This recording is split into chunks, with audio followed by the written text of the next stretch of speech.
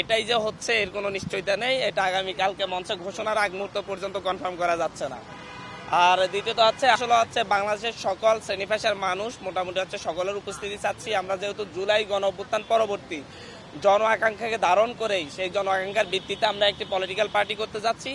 সেই জায়গা থেকে আমরা আমাদের শহীদ পরিবারকে দাওয়াত করছি কার্ড দিয়ে, আহতদেরকে আমরা দাওয়াত করছি, আমরা পাশাপাশি উপদেষ্টাদেরকে দাওয়াত করছি, এবং হচ্ছে আমরা সকল রাজনৈতিক দল যারা ফ্যাসিবাদ বিরোধী আন্দোলনে আমাদের সঙ্গী ছিল আমরা তাদের সকলকে দাওয়াত করছি, সুশীল সমাজকে দাওয়াত করছি, শিক্ষক সমাজকে দাওয়াত করছি, এবং হচ্ছে আমরা আমাদের বিদেশি বন্ধু যারা আছে কূটনীতিকদেরকেও আমরা দাওয়াত করছি।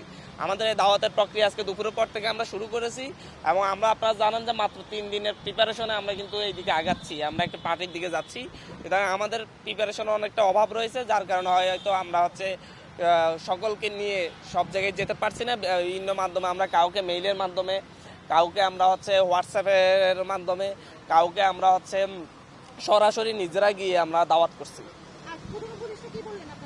প্রধান উপদেষ্টা অত্যন্ত আন্তরিকতার সাথে আমাদের দাওয়াত গ্রহণ করেছেন এবং তিনি আমাদের জন্য শুভেচ্ছা জানিয়েছেন, বলেছেন যে আগামীর বাংলাদেশের সকল রাজনৈতিক দল মিলেমিশেই আগামীর বাংলাদেশ বিনির্মাণ করবে এবং সকলে একসাথে যেন হচ্ছে বাংলাদেশে কাজ করতে পারে তিনি সেই পরিবেশ উপহার দিবেন।